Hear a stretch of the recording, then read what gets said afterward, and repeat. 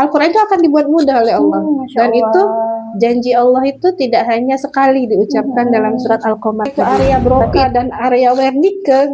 Area Wernicke itu untuk sensorik pembicaraan. Jadi faktor resiko atau kemungkinan untuk mengalami demensia itu menurun. Koordinasi Mbak ya, menandakan Allah tuh nggak main-main ya. Yang pun merinding dong.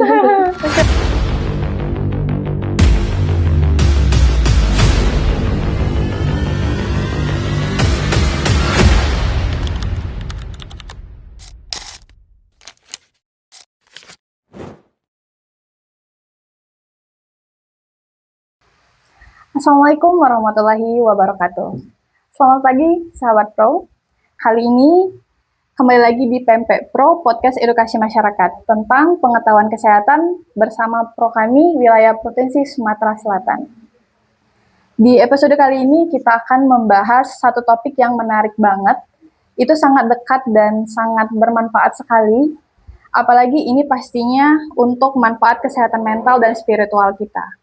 Yaitu temanya membaca Al-Quran dengan taktil, serta dampaknya sangat bermanfaat untuk kognitif dan memori kita. Bersama saya, Herlina, dan hari ini kita kedatangan narasumber yang luar biasa. Selamat pagi Ibu Dr. Eka Rosilaya. Eka Rosilia. Oke, maaf Ibu. Selamat pagi Mbak Herlina. Selamat pagi, terima kasih karena sudah hadir di acara podcast kita pada pagi hari ini. Beliau ini juga merupakan owner Rumah Tahfiz Hanifah dan juga staf Departemen Dakwah Salimah.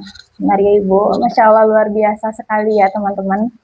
Ini kita akan berbicara dan juga berbagi ilmu yang akan dibantu juga sama Dokter Eka ini yang akan membantu kita untuk memahami lebih dalam tentang bagaimana cara kita membaca Al-Quran secara tartil dan juga merupakan ibadah, tetapi juga dapat meningkatkan rasa fokus beserta konsentrasi kita untuk meningkatkan daya ingat kita. Baik, kita langsung saja Dokter Ika. Pertama-tama boleh dijelaskan dulu nih Dok, bagaimana yang dimaksud dengan membaca Al-Quran dengan tartil?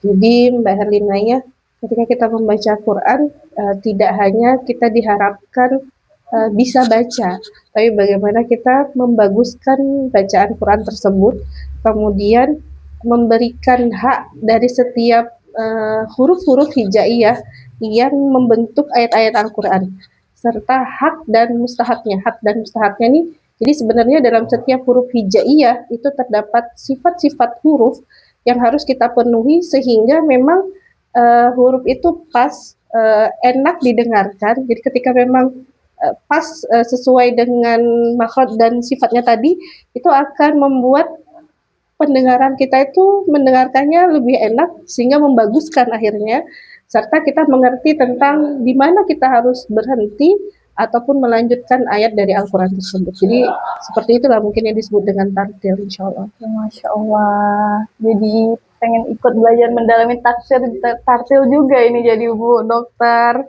Baik, untuk perbedaan nih Dok, adakah tartil dengan membaca cepat atau sekedar melafalkan ayat itu ada bedanya nggak Dok? Oh jelas itu berbeda, karena kalau dengan tartil kan dalam surat Al-Muzammil ayat 4 ya, Bismillahirrahmanirrahim, Waratilil Qur'ana tartila. Kita tuh diharapkan untuk membaca Quran secara tartil. Nah, tartil di sini kita membaca dengan kecepatan. Jadi sebetulnya tartil itu kecepatan dalam membaca, tingkatan kecepatan dalam membaca Al-Quran. Itu ada tartil, ada tarki, ada hadr. Nah, cepat pun sebetulnya kalau tartil, kalau sesuai dengan makhrajnya, sifatnya, maka bisa tetap memberikan efek atau manfaat ya. Biasanya kalau yang tipe-tipe cepat ini kita pakai para penghafal Quran itu untuk murojaah atau mengulang hafalannya. Tapi kalau misalnya tartil itu lebih ke kita membacanya ya dalam tilawah atau dalam bacaan harian yang kita baca. Jadi khusus untuk lebih banyak dipakai khusus untuk membaca, insya Allah. Baik, insya Allah, Masya Allah. Jadi buat teman-teman sahabat Pro kami, kalian benar-benar nggak bakal nyesel nonton podcast hari ini karena ini benar-benar bermanfaat dan insya Allahnya nanti bakal dibantu sama Dokter Eka buat menjelaskan gimana caranya kita mendalami membaca Al-Quran itu secara tartil. Baik, selanjutnya dari sisi syariat sendiri, Dok, apa hikmah atau pesan dari perintah membaca Al-Quran secara tartil ini? Oh iya. Jadi ketika kita membaca tartil berarti kan kita menggunakan tempo yang sedang, tidak terburu-buru. Kemudian kita membacanya juga secara makhraj, kemudian sifat dan tajwidnya secara benar. Nah, ketika kita meresapi hal tersebut, maka yang akan timbul adalah sebuah ketenangan jiwa.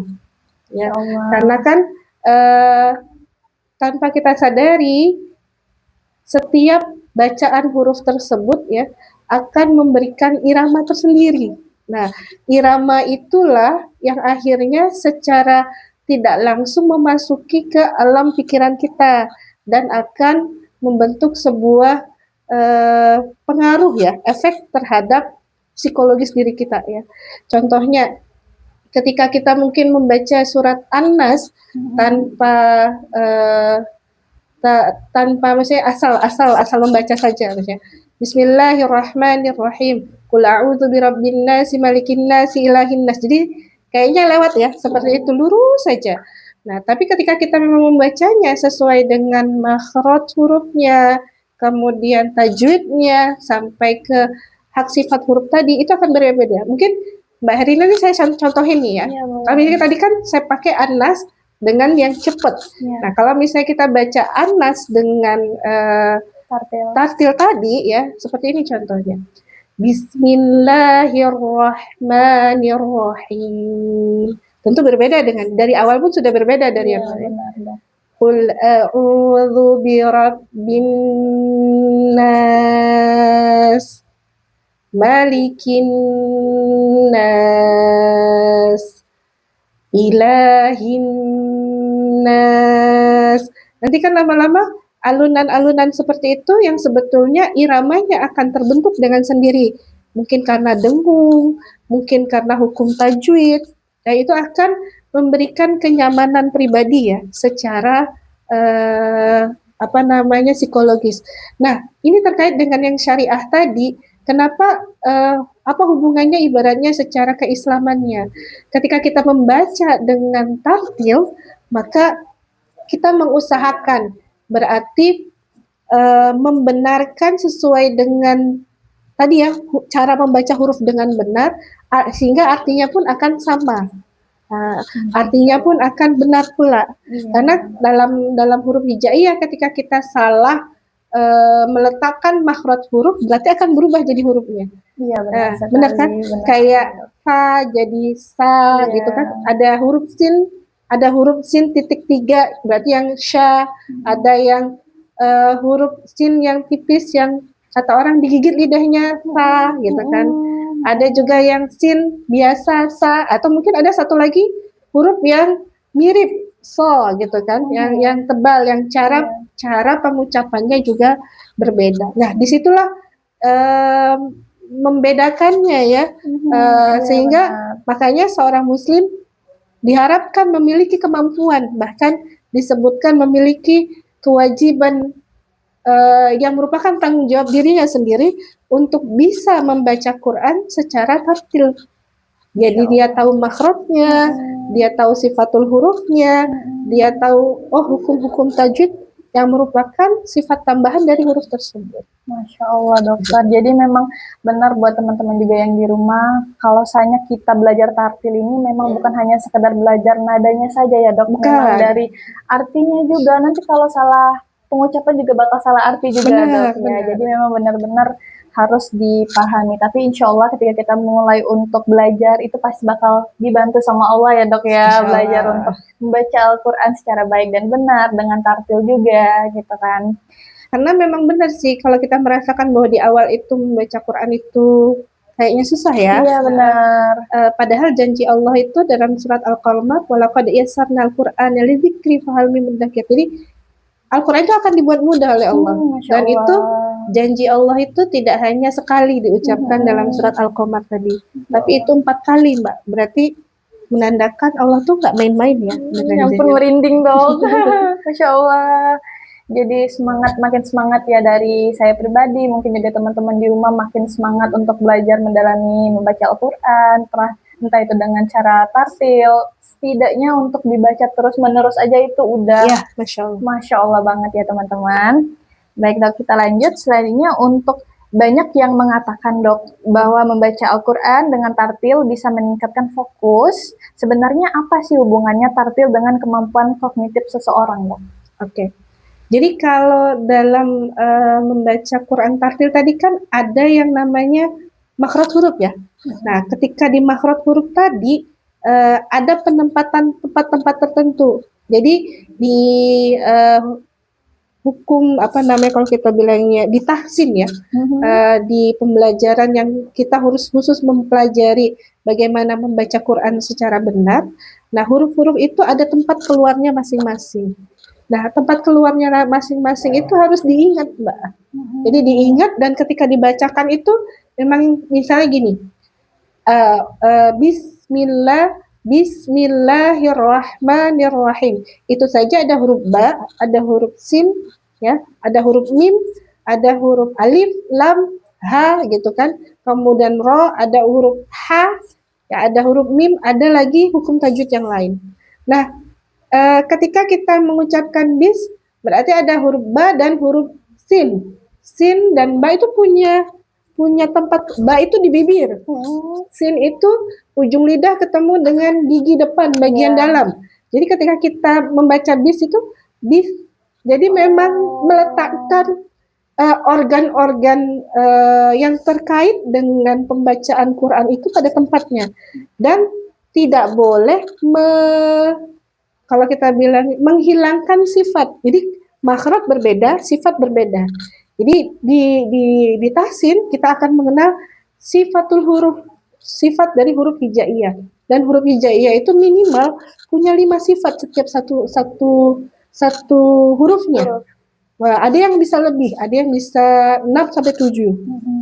Tapi rata-rata mereka akan memiliki 5 sifat. Nah, sifat itu ketika disambungkan dengan tempat keluar atau makhraj tadi, itu akan keluar. Misalnya kalau sin, dia fahasahu, dia termasuk hams. Berarti ketika kita membacanya, itu ada seperti angin yang keluar. Kemudian dia yang lemah, terus seterusnya. Kemudian dia yang menurun, bukan yang naik. Berarti lidah kita diturunkan, bukan dinaikkan. Belum lagi nanti ada sifat khususnya seperti asofir ya, Mbak. Jadi ketika kita baca bis itu bukan kayak es biasa, bukan bis seperti itu, tapi lidah kita ditaruh di gigi bagian bawah dalam, kemudian keluarlah sifat dari huruf sin tadi, bis. Jadi seperti ada desisan, asofirnya dapat Bismillah. Itu pun Masya Allah ya, berarti kita dilatih untuk mengingat posisi di mana, posisi ba di mana, posisi mim di mana. Ketika dia berharokat, maksudnya berbaris bawah, berarti dia harus tipis, berarti harus diturunin nih bibirnya. Berarti koordinasi Mbak ya, terkait dengan kalau di kedokteran itu terkenal dengan area bicara itu area Broca dan area Wernicke. Area Wernicke itu untuk sensorik pembicaraan. Jadi kita mau ngomong apa itu kan diolah di Wernicke. Tapi ketika kita bicara organ kita yang bergerak itu area Broca, seingat saya ya. Nah, ketika itu berhubungan kan kita mengingat sesuatu. Karena ketika membaca huruf Al-Quran tidak cuma satu huruf kan, dia rangkaian huruf. Berapa huruf itu dalam Bismillah? Ba, sin, lam, alif, ha, gitu kan. Lebih dari 10 bisa jadi. Nah, kita akan ini gimana caranya ya? Nah, disitulah sebetulnya latihan-latihan memori yang tanpa kita sadari memacu ingatan-ingatan kita itu untuk bisa mengingat posisi-posisi huruf-huruf tadi beserta sifat-sifatnya, juga hukum tajwidnya. Jadi tadi saya baru bicara makhraj sama sifat. Hukum tajwid belum masuk kan. Jadi kalau di ini kan banyak. Cuma tadi kalau bilang jadi orang tuh mikir, oh kalau banyak gitu susah lah. Enggak juga. Nanti pelan-pelan seiring ketika kita mempraktekkannya dengan baik, dengan rutin. Jadi sebetulnya belajar Quran itu butuh konsistensi saja sih. Benar sekali dokter. Tapi memang ketika kita untuk konsentrasi teman-teman semua, memang itu juga membuat kita kecanduan. Jadi kita daya ingatnya terlatih juga dong. Iya, Karena benar. kita di kecanduan buat terus belajar, membaca. Jadi oh ini tadi aku udah juz berapa nih? Oh lanjut lagi mau baca surat yang mana nih? Jadi kayak makin dibuat penasarannya dok ya, insya Allahnya. Lalu untuk selanjutnya dok, untuk getaran sendiri dok, getaran suara atau lantunan Al-Quran juga kan berperan dalam menenangkan sistem saraf, sehingga berdampak pada memori nggak dok, untuk dari nada sendiri? Kalau secara nadanya itu memang bisa mempengaruhi, menenangkan. Jadi ada suara-suara, bahkan ada yang mengatakan ya dalam sebuah jurnal itu air yang dibacakan Al-Quran dengan air yang tidak dibacakan Al-Quran, maka akan diteliti di bawah mikroskop, terlihat perbedaan struktur molekulnya, bagaimana yang dibacakan Al-Quran itu teratur rapi, dan mereka tuh memang tidak acak, serpihannya itu tidak seperti kaca-kaca yang tajam. Sedangkan kalau yang tidak dibacakan itu bizar kalau kita bilangnya, tidak beraturan kemana-mana. Dan kita sendiri juga akan coba sendiri gitu, kita mendengarkan murotal, dengan sendirinya itu timbul rasa damai, rasa ketenangan. Bahkan teman-teman tuh suka bercanda, kalau mau tidur supaya bisa tidur ngapain? Dengerin murotal atau baca Quran, nanti ngantuk. Iya, benar. Karena kan kalau kita tidur tuh biasanya kita butuh ketenangan. Kita butuh ketenangan, kita butuh suasana yang nyaman, sehingga istirahat itu emang benar-benar relax ya. Nah, waktunya relaksasi nih, kita mau istirahat nih. Nah, di situ Mbak. Iya dokter, benar sekali nih buat teman-teman. Karena memang pada dasarnya kita membaca Al-Quran itu memang salah satu melatih spiritual kita juga untuk lebih menenangkan diri. Ya benar sekali kan dok, untuk menenangkan diri. Terus juga ternyata banyak sekali manfaatnya untuk daya ingat. Terus juga bisa memberikan memori otak kita tuh jadi lebih cerah sepertinya dok ya, dan juga memberikan ketenangan untuk batin dan jiwa kita. Masya Allah sekali. Baik dok, untuk pernahkah dokter menemui contoh orang yang setelah membiasakan tartil, fokus atau hafalannya jadi meningkat? Karena memang ini nggak sejauh ya, jadinya saya ambil contohnya dari anak-anak saya aja. Masya Allah. Saya punya anak 5, semuanya memang kami fokuskan untuk menyelesaikan Al-Quran sebelum yang lain. Jadi yang pertama selesai 30 juz di usia 9, yang nomor 2 baru menyusul di usia 13, selesai 30 juz juga, dan itu terlihat terutama yang pertama, karena kan kami melihatnya dari usia 9 ketika dia sudah menyelesaikannya. Ketika dia membaca sesuatu, kemudian mempelajari pelajaran, karena kan pelajarannya sekolah umumnya kami ambil homeschooling. Jadi yang mengajarkannya itu kita sebagai orang tua, dengan tetap melibatkan guru. Jadi kami tetap punya guru pamong bahasanya. Kita punya guru yang memberikan kurikulum, kemudian memberikan arahan, dan kita sebagai orang tua diberikan kebebasan untuk memberikan materi sesuai dengan arahan, sesuai kurikulum yang mereka beri. Tapi kami diberikan keluasan, kalau misalnya mau lebih luas dari itu boleh. Jadi kami melihat kefokusan kakak terutamanya yang sekarang udah 15 tahun depan kuliah, itu terlihat berbedanya ketika dia memang melahap materi-materi pembelajaran tersebut. Jadi ketika mungkin yang lain butuh waktu 15 menit, dia hanya butuh mungkin sekitar 5-7 menit untuk bisa menghafalkan materi yang dia punya. Karena konsentrasi ya. Konsentrasi itu yang pertama. Yang kedua, itu mungkin anak normal, anak saya yang pertama normal. Nah, qadarullahnya saya tetap bersyukur, alhamdulillah saya diberikan anugerah oleh Allah, anak ketiga itu berkebutuhan khusus. Masya Allah. Jadi anak saya yang nomor 3 itu spektrum autis, termasuk autism, dan dia didiagnosnya itu dengan ADHD, attention deficit hyperactive disorder. Jadi jelas daya fokusnya jelas berkurang ya. Tapi aktif banget anaknya. Iya. Jadi akhirnya itu ketika usia 3,5 kan belum bisa bicara ya Mbak Herlina ya. Jadi sempat kami assessment kita carikan kenapa masalahnya, sampai akhirnya kita dapat dan akhirnya ikut terapi, dan di usia 4,5 itu sudah mulai bisa bicara. Nah ketika sudah mulai bicara, kami meminta salah satu yayasan yang kami dekat ya, dan tapi yayasannya khusus dengan Quran gitu, untuk boleh nggak kami mengikutkan anak kami yang autis tadi ya, yang ADHD tadi, untuk ikut minimal dia bisa dan tahu baca Quran dulu. Kami tidak menargetkan untuk fokus menghafal.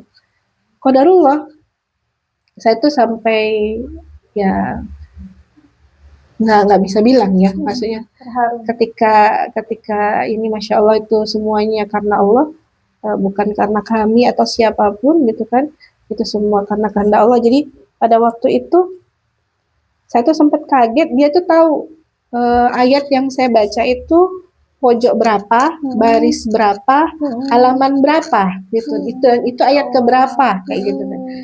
Jadi Masya Allah tuh bisa ternyata, walaupun mungkin di awal harus berjibaku dulu. Jadi ceritanya di awal-awal tuh dia nggak konsen, ganggu kawan, sempet laptop ustazahnya disiram air, itu udah maksudnya ada hal-hal yang terjadi di awal. Tapi begitu selanjutnya itu Masya Allah sekali kami melihat perkembangannya sampai terakhir ini, sekarang dia usianya sudah 11 Mbak, dan sudah menghafal lebih dan kurang 17 juz. Masya Allah. Jadi yang nomor 3 ini kalau sekali lewat teman-teman bilang, enggak kok Mbak Eka, kayaknya enggak autisnya kemana kayak gitu nah ya. Itu Masya Allah ya. Walaupun nanti kita depth interview, kalau kita berbincang lebih dalam, kemudian ngobrol lebih luas sama abang satu ini, baru kelihatan tuh nanti, oh dia kalau misalnya ngomong kayaknya ada yang diulang berulang-ulang gitu ya, ada yang nggak cuma sekali, kayaknya ini kemarin ini tadi diulang, ini diomongin lagi gitu. Nah jadi ada proses yang kami bilangnya steaming mungkin dari sisi anak-anak berkebutuhan khusus yang dia lakukan berulang-ulang. Nah dari situ kita baru akan melihat agak beda, nah kayak gitu. Tapi ketika di awal seperti ini kita tidak akan melihat perbedaannya. Masya Allah, luar biasa sekali ya dokter ya. Tapi di sini Lina juga jadi salah fokus nih mendengar cerita dokter. Mungkin agak sedikit melenceng, tapi Lina penasaran mau nanyain, ini kira-kira untuk anak dokter sendiri di umur segitu yang udah bisa melafalkan, udah baca aja itu udah Masya Allah banget ya dok. Itu kira-kira dokter yang mungkin memiliki anak yang punya kebutuhan khusus, tapi beliau memberikan prestasi ya dok, itu soal bentuk prestasi karena bisa membaca Al-Quran, itu kira-kira dokter sehari-hari itu bagaimana untuk mengajari atau menerapkan untuk membaca Al-Quran tersebut? Apakah mungkin sulit, ataukah mungkin butuh tenaga yang ekstra untuk terus ayo baca Al-Quran, atau memang anaknya qadarulahnya memang nurut juga dok? Kan kalau ADHD itu berarti hiperaktif ya, energinya berlebih, jelas bukan cuma kita memberikan stimulasi berupa kalau kita pengajaran yang berulang, karena intinya kan kalau anak-anak autism itu repetisi atau pengulangan, repetiting. Jadi bagaimana kita tuh mengulang-ulang dan sabar ya, memberikan materi kepada si anak sampai dia paham konsepnya seperti apa. Itu yang pertama. Yang kedua, tadi kami selain memang mengkondisikan pembelajarannya, mengkondisikan hal lain. Karena energinya berlebih, berarti kami mengurangi asupan kalori untuk si abang ini. Terus bagaimana di awal kami tidak memaksakan, kami hanya sering memutarkan murotal gitu kan, sampai akhirnya dia bisa menghafal dan sering mendengar itu. Ini yang terakhir nih Mbak, yang usia 3, anak saya paling kecil 3 tahun.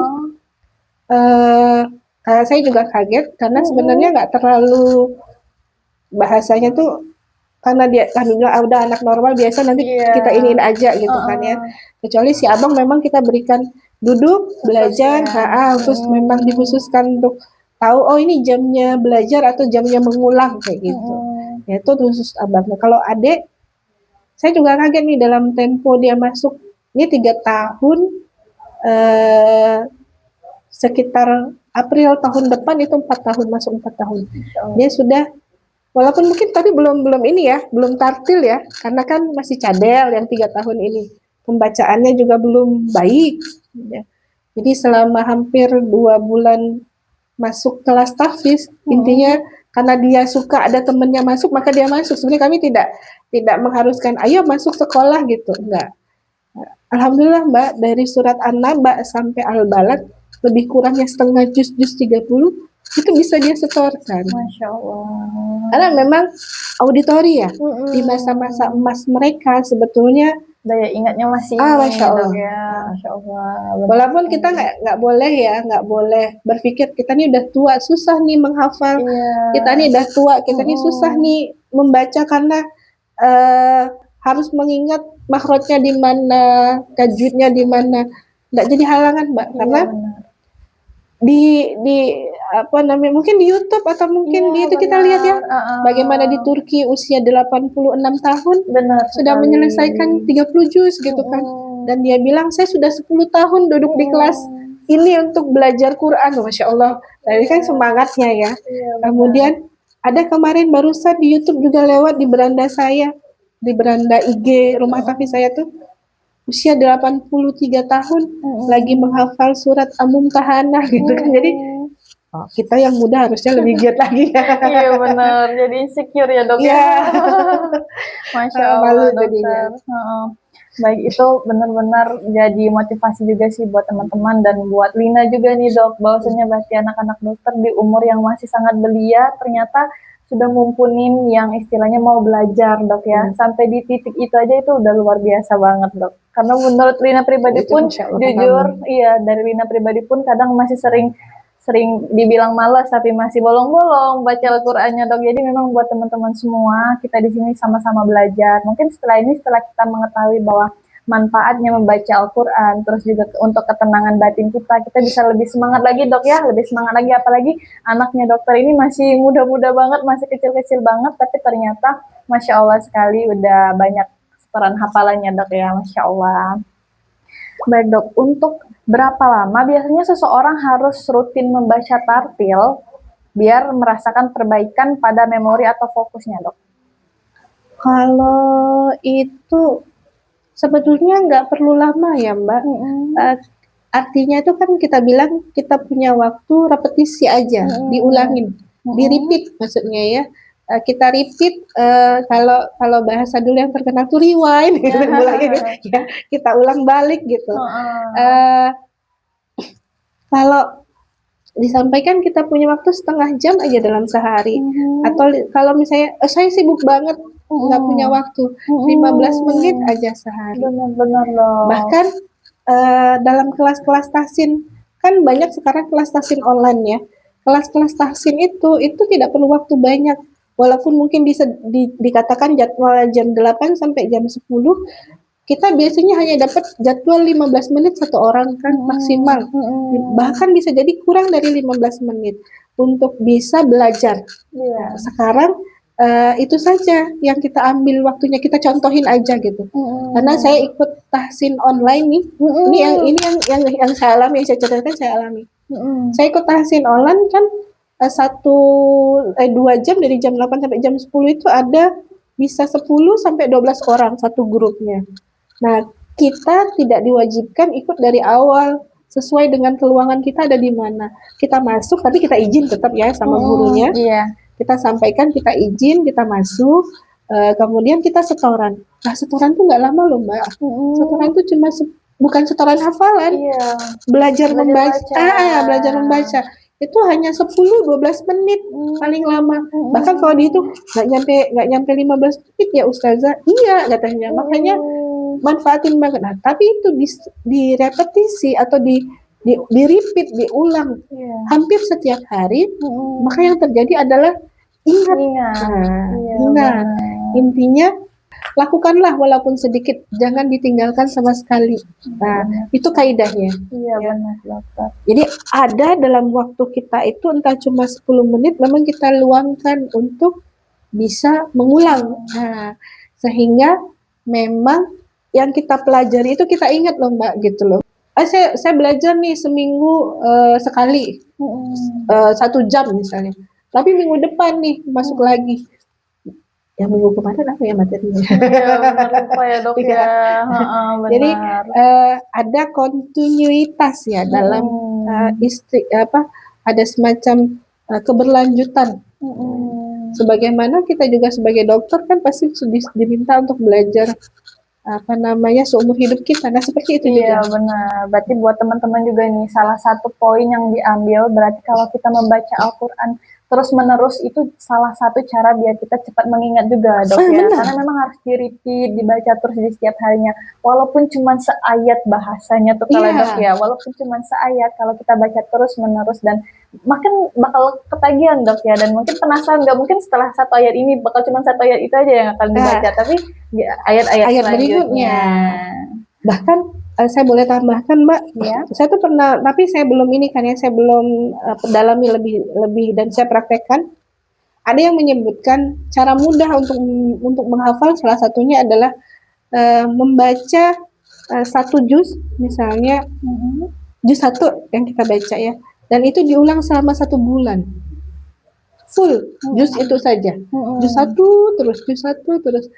Nanti ketika kita memulai menghafal tanpa melihat, ini kan kalau membaca melihat ya, itu ternyata akan dipermudah karena kita udah terbiasa membaca yang itu terus dalam waktu 1 bulan. Iya, insya Allah. Itu memang terbukti ya dok ya, memang sangat-sangat terbukti nih buat teman-teman Prokani. Baik dok, untuk selanjutnya, ini salah satu pertanyaan Gen Z, mungkin netizen juga yang kayaknya penting banget dok ini. Untuk orang yang baru belajar nih dok, atau masih terbata-bata, bagaimana cara memulai membaca tartil yang benar untuk baru memulai aja? Oke. Yang pasti yang jelas gimana cara memulainya, kita dulu bersihkan niat ya. Artinya saya nggak mau keluar tahsin nggak dapat apa-apa. Itu dulu. Jadi kalau bahasanya setelah ini jadi nggak mudah menyerah dong ya. Jadi kalaupun salah, besok ngulang lagi ngadep gurunya supaya bisa benar. Besok ngadep lagi, masih salah, besok ngadep lagi gitu. Jadi bagaimana cara memulainya? Mulakan dari niat tadi. Karena Allah, kemudian saya tahu ini untuk perbaikan diri saya. Jadi bukan cara membacanya dulu, tapi persiapkan mental kita dulu. Karena banyak di tengah jalan belajar baca Quran tadi secara tartil mundur perlahan-lahan karena tadi nggak enak ya gurunya tuh, masa disalahin terus, nggak benar-benar. Padahal bisa jadi pada waktu itu kita belum ngeh dengan apa yang diajarkan oleh si guru. Kenapa nggak kita bertanya kepada gurunya gitu? Artinya kita memang berusaha ya pantang menyerah untuk mengatakan, Ustazah, saya ini salah aja nih di huruf kho. Kenapa ya salahnya? Ada di mana? Kenapa nggak kita japri? Kenapa nggak kita telepon di luar waktu? Dengan meminta waktu kepada guru kita untuk bertanya, boleh nggak Ustazah saya minta waktunya? Saya tuh pengen penasaran, kenapa kok saya ini belajar ini nggak nggak selesai gitu ya, kok nggak lulus. Nah, jadi itu dulu Mbak. Pertama pasang niatnya, kemudian ya tadi ya tidak mudah menyerah. Baru pastinya setiap dari awal semua itu kalau kita sudah dewasa, saya anjurkan untuk memperbaiki makhraj hurufnya, itu yang pasti ya. Jadi memperbaiki makhraj huruf itu jauh lebih bagus dan lebih mudah nanti ke depannya ketika kita melaksanakan, insya Allah. Masya Allah, benar sekali ya dok. Sama ini juga nih dok, salah satu pertanyaan dari Gen Z dan netizen juga. Bagi orang yang aktivitasnya padat dok, mungkin salah satunya saya juga dok ya, karena mungkin kerja, entah itu mungkin ada aktivitas apa Ya. aktivitas lain, tapi sebenarnya dokter pun padat sebenarnya.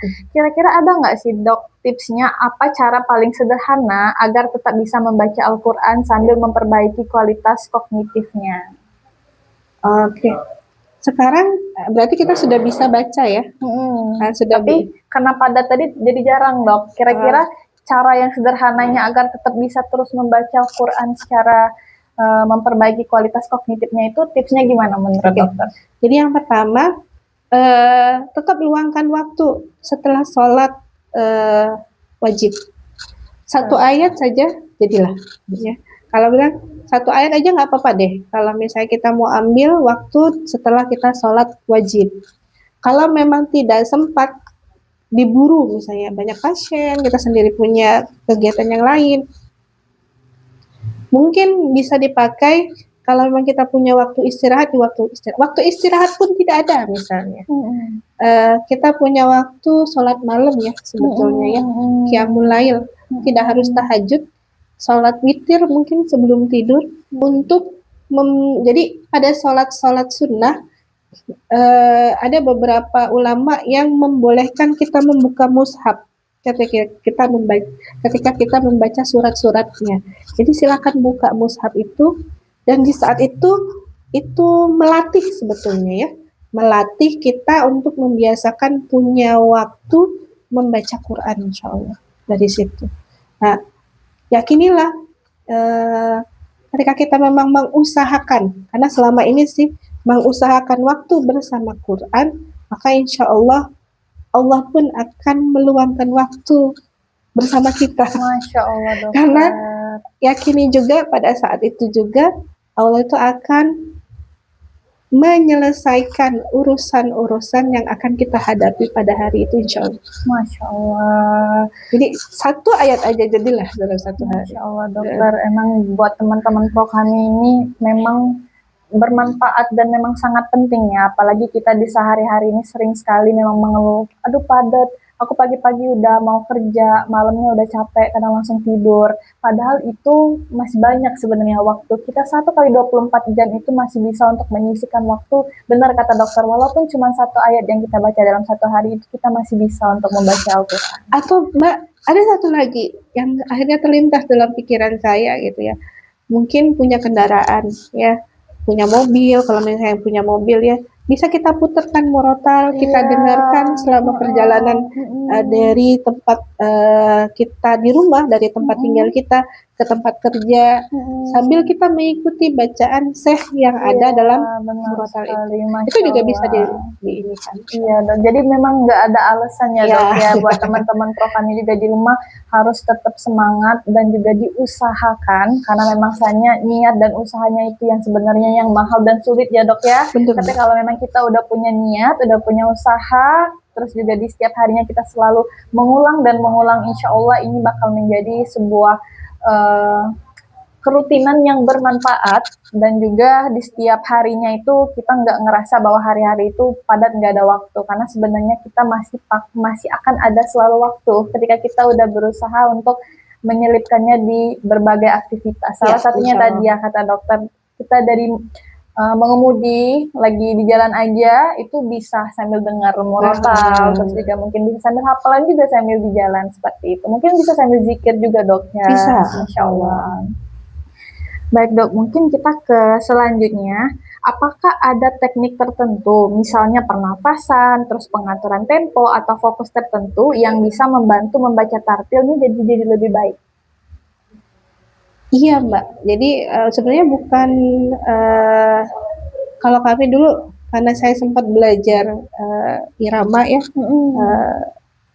ketika usia 9, bahkan sempat ikut MTQ dulu di tingkat remaja masjid sih gitu kan. Itu aja udah prestasi dong. Jadi ada trik-trik tertentu yang bisa kita lakukan, bahkan latihan. Jadi membaca, menyenandungkan bacaan Al-Quran itu sama dengan kita latihan vokal sebetulnya. Dengan latihan menyanyi ada nada tingginya, ada nada rendahnya gitu kan ya. Cuma yang utama itu tadi kalau misalnya saya belum sampai ilmunya ke sana, Mbak atau mungkin Bu Dokter. Jadi apa yang saya harus kerjakan? Minimal berikanlah hak hukum tajwid dari huruf tersebut, dari ayat yang kita baca. Gitu ya. Ketika sudah kita berikan, maka insya Allah itu akan ada irama tersendiri yang saya bilang. Dan jangan ikutin irama kita. Jadi terkadang sulit membaca secara tartil. Masalahnya itu ada pada langgam atau lagu yang sudah kita punya, tapi kita tempelkan di ayat tersebut, sehingga jadinya kita kesulitan tuh mengubah kebiasaan langgam lagu yang kita punya menjadi sesuai dengan aturan panjang pendek, aturan hurufnya dari ayat yang kita baca. Nah, masalahnya tadi di situ kan. Jadi kalau ditanya ada Mbak gitu kan. Misalnya kita tuh diminta narik nafas, duduk jadi ketika kita membaca itu punggung kita harus berdiri, kemudian posisi duduknya secara benar, tidak, kalau misalnya kita perempuan tidak dianjurkan bersila sebetulnya, lebih ke duduk tawaruk ya. Kalau dalam bahasa duduk tasahud akhir atau duduk tawaruk gitu kan. Kemudian ada beberapa teknik ketika ingin memanjangkan nafas itu. Kalau dulu diajarin sama guru, tapi ini bukan guru vokal khusus ya, karena guru-guru ngaji kampung gitu kan dulu. Misalnya ada benda yang kita tekan sehingga menegakkan punggung kita lebih tinggi dari posisi kita duduk biasa, sehingga kan ada rasa kelegaan tersendiri. Nah sebenarnya sih kalau secara vokal, secara khususnya kita harus bertanya lagi ke guru vokal. Tapi secara garis besar yang saya dapatkan dulu waktu masih remaja ya seperti itu sih, kondisional teknik pernafasan.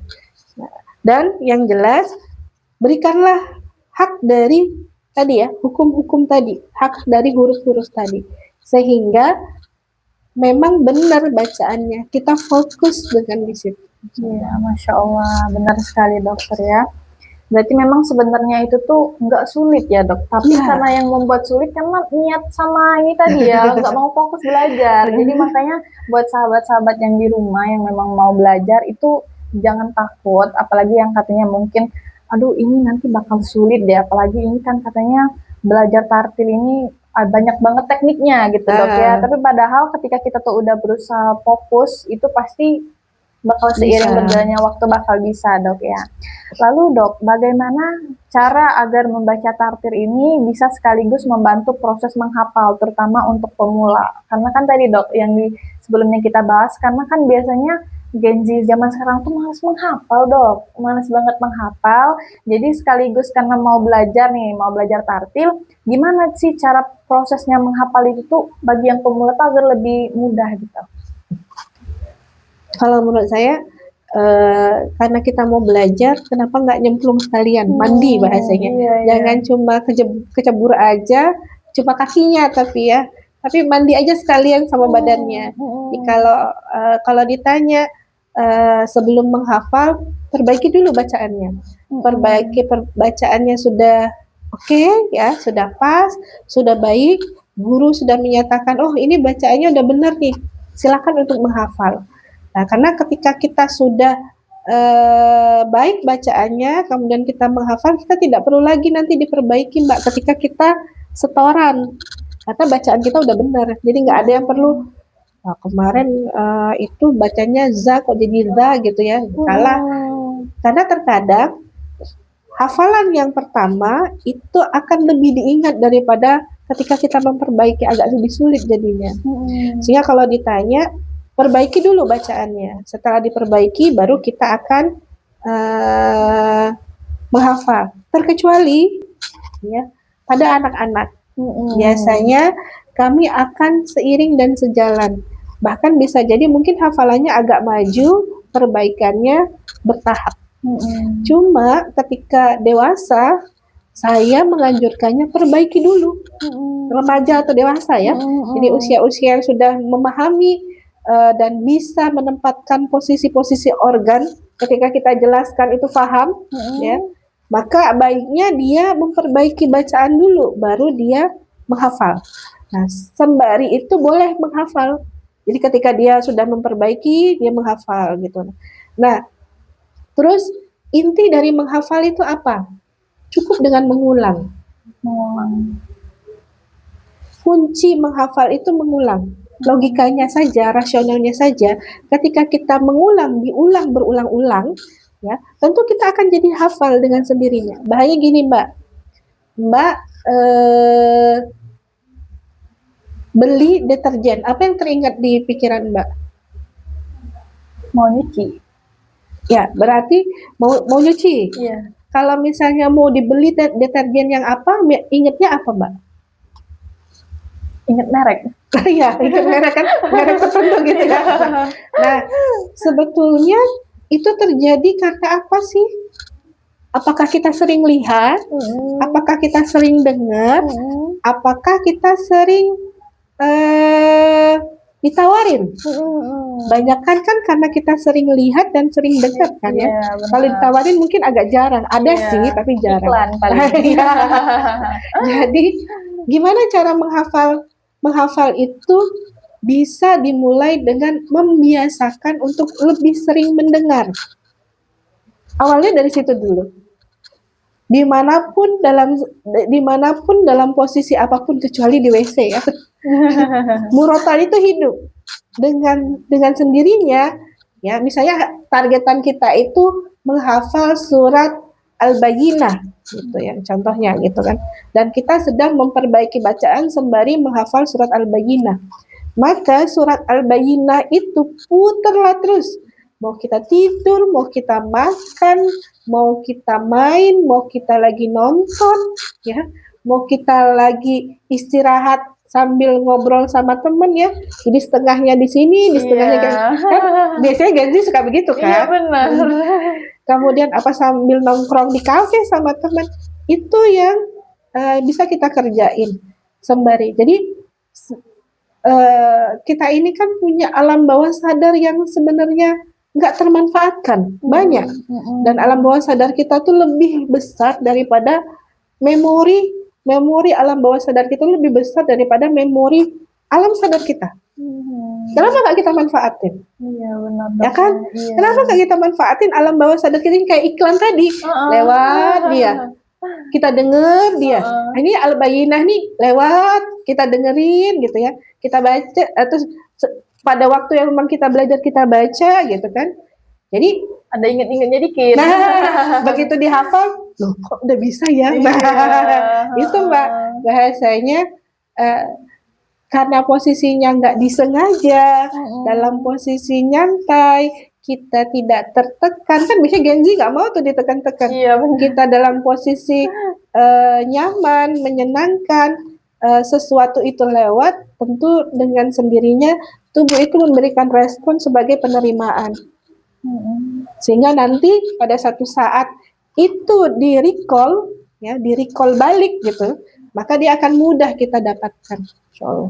Dicoba deh Mbak, karena saya mencoba itu praktekin dok, ya saya praktekin ke anak-anak, dan itulah yang membuat percepatan ya pada anak-anak ketika dia menghafal.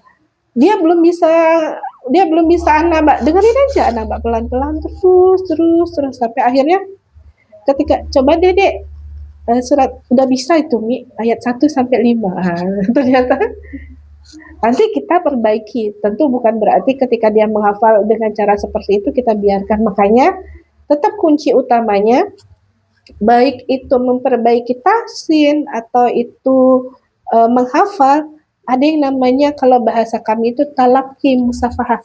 Artinya harus ada guru. Ketika setor ada gurunya, ketika belajar ada gurunya kayak gitu nah. Jadi nggak apa ya, kita nggak berdasarkan feeling kita tuh benernya yang mana gitu. Tuh insyaallah. Oke, baik dokter. Emang ini nih buat teman-teman di rumah, buat teman-teman kami, bahwasanya kita belajar itu juga sebenarnya yang pertama diusahakan kalau bisa ada guru, dok ya. Kalau bisa ada guru. Yang kedua, tapi jangan alasan karena nggak ada guru jadi males, dok. Kan kita bisa untuk otodidak sendiri, lihat di YouTube, kita dengar-dengar lantunan Al-Quran, lantunan Murotal, yang dimana kita bakal terbiasa tadi, dok ya. Terbiasa karena kita mendengar, kita melihat, jadi kita bisa seiring berjalannya waktu, ketika kita udah dapat guru nih, udah mau setoran, oh aku udah sering dengar, oh aku udah sering lihat, jadi makanya itu nggak ada alasannya, dok ya. Bener, Mbak Walaupun Herlina. Gen Z itu mau males apalah intinya, tapi kalau emang kita udah menerbiasakan hal-hal baik, insya Allah hasilnya juga akan baik. Dan kelas online pun sekarang sudah tersedia kan, Iya, bukan yang harus, kalau memang kita maaf ya, waktu sangat terbatas sampai kita nggak punya waktu untuk offline, maksudnya untuk bertatap muka langsung, kita sudah banyak fasilitas online kelas ya. Iya, benar. Karena kita juga menyadari bahwasanya untuk sahabat-sahabat pro di rumah ini juga nggak seluruh Gen Z itu mau ada di zona nyaman. Dan Dina pribadi pun selaku Gen Z juga masih menyadari masih ada Gen Z yang masih mau belajar, masih mau belajar, masih mau mendalami ilmu, masih banyak, insya Allah. Makanya mungkin setelah mendengar podcast kita, jadi semakin semangat ya dok ya, semakin semangat untuk mendalami ilmu agama, membaca Al-Quran, entah itu dengan tartil, itu bisa lebih diperbaiki lagi di setiap harinya, Masya Allah. Baik dok, tapi ini mungkin lebih ke pertanyaan Genji lagi dok. Apakah ada tantangan yang sering dialami orang ketika belajar tartil dok? Karena kan mungkin orang tuh pas dengar tartil, aduh pasti sulit deh, aduh gimana ya metodenya, aku aja baca Al-Quran masih sering salah, itu gimana ya? Jadi tantangannya tuh biasanya apa dok? Dan kira-kira gimana untuk menanganinya?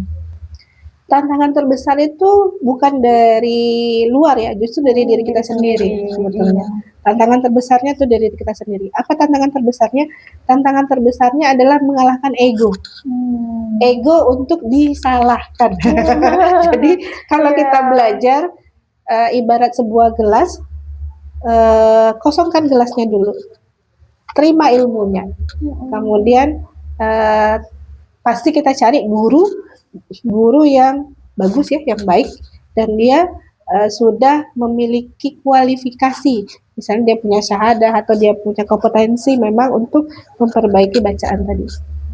Dari situ sudah kita tahu guru itu sudah punya kompetensi, kita ke sana, nah kita sampaikan. Jadi tantangan terbesar kita itu adalah diri kita, kemudian di bagian mananya? Yang pertama ego kita, yang tadi nggak mau disalahin biasanya. Yang kedua, apalagi kalau kita udah belajar, misalnya kita metode guru ini berbeda dengan apa yang sudah pernah kita pelajari dulu gitu ya. Kita udah pernah, biasanya ego itu akan lebih besar terjadi pada diri kita. Kemudian yang kedua itu adalah tantangan kesibukan ya. Iya, sudah masuk, udah ada niat, udah daftar gitu kan. Tiba-tiba pas mau belajar ada ini, ada itu. Jadi kuatkan diri, istiqomahkan. Bahasa kita tuh diazamkan ya, atau ditekadkan. Ini memang waktu untuk belajar. Ya, ini memang waktu untuk belajar. Maka saya akan meluangkan waktu untuk belajar. Ya, walaupun pada waktu itu sulit. Dan kita boleh kok, karena saya sendiri merasakan ya, saya belajar tahsin itu jam 8 sampai jam 10 pagi Mbak. Padahal jam 8 sampai jam 10 pagi itu waktu saya memasak, menyiapkan bekal anak, menyiapkan makanan untuk keluarga ya, keluarga saya dan keluarga besar kayak gitu kan. Jadi bagaimana ceritanya? Berarti harus bersusah payah memulai memasak lebih pagi dibandingkan hari biasa, karena saya harus belajar kan. Belajar saya di hari Senin sampai Kamis kayak gitu kan. Berarti hari Senin sampai Kamis itu mengusahakan untuk bisa belajar. Bisa belajar di jam sekian sampai jam sekian. Kalaupun memang nggak bisa, tadi kita bilang minimal 15 menit aja kita usahain itu. Jangan sampai tidak ada setor muka. Bukan berarti karena setor muka aja, bukan. ya sapa ustazahnya, kan kita ada adab ya. Kalau kita belajar, salah satu berkahnya ya sampaikan, bilang, ustazah saya nggak bisa masuk tepat waktu karena ini, tapi ada niatan mengusahakan. Kemudian kita sampaikan, kita ketemu, kita belajar. Kalau memang saya tadi belum sempat ngulang, ustazah maaf ya, gitu kan dia ada keterbukaan ya dalam belajar, dan kita itu membuka diri apa adanya pada diri guru kita gitu, sehingga nggak ada halangan ya Mbak untuk itu. Sembari yang terakhir, segala sesuatu itu karena kita bicara soal Quran, minta pertolongan Allah. Karena kalam Allah itu akan dipermudah sama pemiliknya. Nah, jadi kalau ditanya, sulit, enggak kok gitu. Kalau kita minta tolong sama yang punya, nggak mungkin lah dipersulit untuk bisa tahu gitu. Itu. Jadi di situ dulu yang pertama egonya, ego. Yang kedua dikuatkan niatnya, maksudnya memang benar-benar saya mau, berarti saya mau, saya kerjain kayak gitu ya. Dikuatkan lagi. Nah, yang ketiga tadi minta bantuan Allah. Masya Allah dokter. Jadi buat teman-teman sahabat pro semua, kita juga harus sama-sama introspeksi diri. Ternyata ini tantangan yang terbesar itu adalah ego diri kita sendiri. Makanya tadi dokter Eka juga sudah menjelaskan bahwasanya kalau kita sudah berusaha untuk meluruskan niat kita juga merendahkan ego kita dalam artian untuk bisa mau niatnya itu benar-benar mau belajar. Insya Allah nggak ada tantangan yang sangat-sangat berat ya dok ya. Insya Allah bakal dipermudah oleh Allah Subhanahu Wa Taala. Apalagi tujuannya itu memang untuk membaca Al-Quran. Baik dokter, selanjutnya nih dok, apa pesan dokter untuk sahabat-sahabat pro di rumah yang ingin memulai membaca tartil tapi masih malu atau merasa belum mampu? Nah, ini juga tantangan. Menjadi tantangan ini. Jika misalnya malu, apabila kita malu, tentu tidak akan pernah bisa merubah diri kita sendiri. Yang bisa merubah kita sendiri adalah diri kita sendiri. Iya, tidaklah berubah suatu kaum sampai akhirnya dia mengubah. Kaum itulah yang mengubah dirinya sendiri. Jadi kalau ditanya malu, buanglah malu itu. Kalau ditanya masih malu, terus bertanya sama siapa gitu. Kalau mau bertanya pada sama siapa, boleh bertanya pada saya berikan link gurunya. Masya Allah, boleh banget ya dok ya. Nanti kita cantumin di caption ya. Kemudian kalau misalnya ditanya, tadi apa tadi Mbak, nggak punya waktu ya? Bukan dok, dianya malu. Malu sama? Merasa belum mampu. Merasa belum. Nah, justru karena belum mampu tadi, harusnya kita membuat diri kita mampu. Iya, harus belajar ya. Nah, iya. Jadi bukan justru diperturutkan pola pikir kita, saya belum bisa, dulu nggak usah lah gitu ya. Nah, kalau kita belum mampu berarti kita belajar. Kalau misalnya kita malu, kita buang malu kita gitu ya. Karena di bahasa malu di jalan, malu bertanya sesat di jalan ya, sama seperti itu. Kalaupun akhirnya kita malu belajar, kita tidak akan pernah bisa membaca Quran itu secara benar gitu.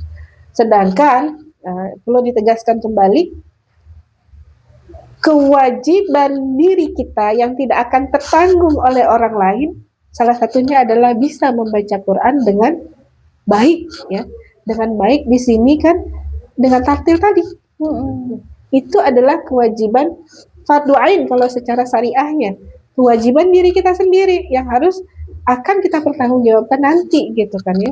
Dan Masya Allah, apalagi kita Mbak Ni kan calon ibu nanti kan. Masya Allah ya. Kan pasti kan berpikir punya keluarga, punya anak. Nah, setidaknya menjadi seorang calon ibu atau seorang ibu memiliki bekal untuk bisa punya ilmunya, untuk bisa membuat anak bisa membaca Quran dengan tartil. Minimal apa? Bismillah itu diajarkan oleh orang tuanya. Jangan sampai Bismillah atau Al-Fatihah pun kita meminta orang lain untuk diajarkan. Karena apa tuh Mbak? Itu pahala jariah seumur hidup. Dibaca 17 rakaat kan selama sehari. Kali berapa tahun tuh anak tuh, Masya Allah. Kan banyak itu. Insya Allah sekali ya dokter ya. Mungkin ini pertanyaan terakhir nih dok buat sahabat pro juga, dan kita rangkum dari banyaknya pertanyaan hari ini yang udah kita bahas. Jadi harus kita tebarkan juga manfaatnya itu jadi 3 manfaat terbesar membaca Al-Quran dengan tartil untuk kesehatan otak, mental itu apa aja dok kira-kira? Jadi biar teman-teman pro semua di rumah bisa denger nih manfaatnya apa sih. Jadi orang tuh lebih semangat, oh ternyata ada manfaatnya. Ya, dalam Al-Quran itu dikatakan bacaan Al-Quran itu asyifa, bahwa dia adalah obat dari segala penyakit. Jadi salah satunya yang bisa kita ambil adalah tadi ketenangan jiwa, ya. Ketenangan jiwa, ya, sehingga dari jiwa yang tenang, ya, itu akan muncul imunitas yang tinggi pada diri seseorang, ya. Kemudian harapan hidup, ya, harapan yang membuat seseorang itu kembali punya semangat untuk bisa melanjutkan kehidupan dia gitu ya. Kemudian yang kedua, ada beberapa penelitian yang menyebutkan gitu kan. Salah satunya dari Fakultas Kedokteran Universitas Yarsi sama Universitas Muhammadiyah Yogyakarta.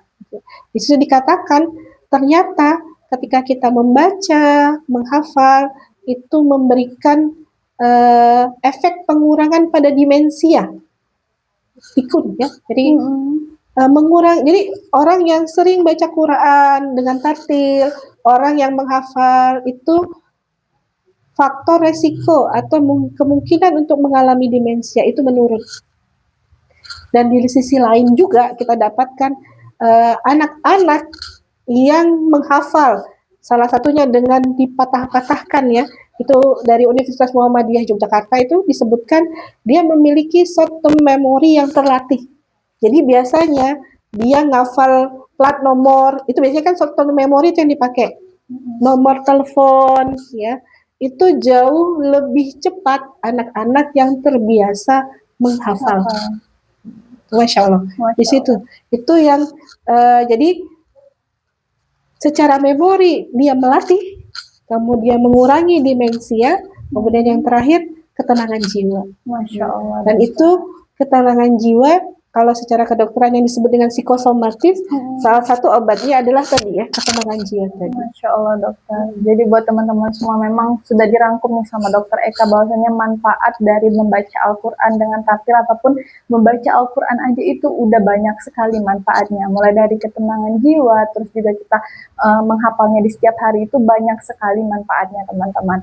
Alhamdulillah nih dok, banyak sekali ilmu baru yang udah saya dan teman-teman dapatkan pada hari ini, dan semoga apa yang kita bahas hari ini tentang tartil, kognitif, dan juga memori ini bisa menjadi motivasi untuk kita semua agar lebih semangat membaca Al-Quran dan juga biar lebih belajar tartilnya lebih dengan benar dan lebih membuat efeknya itu tenang ke diri sahabat-sahabat pro di rumah. Terima kasih banyak kepada narasumber kita, Dokter Eka. Masya Allah luar biasa sekali dokter ya, sudah hadir dan sudah memberikan banyak sekali ilmu baru untuk saya pribadi dan juga teman-teman pro yang di rumah. Terus juga terima kasih juga untuk sahabat pro di rumah yang udah stay nyimak nonton podcast hari ini yang sangat berdaging kalau bahasa Gen Z hari ini, yang sangat bermanfaat sekali. Kami juga mengingatkan untuk teman-teman di rumah, jangan lupa untuk subscribe channel kami, jangan lupa like dan komen juga, bisa di-share sama teman-teman di semua biar kalian gak ketinggal lagi untuk informasi edukasi-edukasi kesehatan lainnya. Mungkin itu aja ya dok, kita sama-sama akhiri. Wassalamualaikum warahmatullahi wabarakatuh. Sampai jumpa di episode selanjutnya.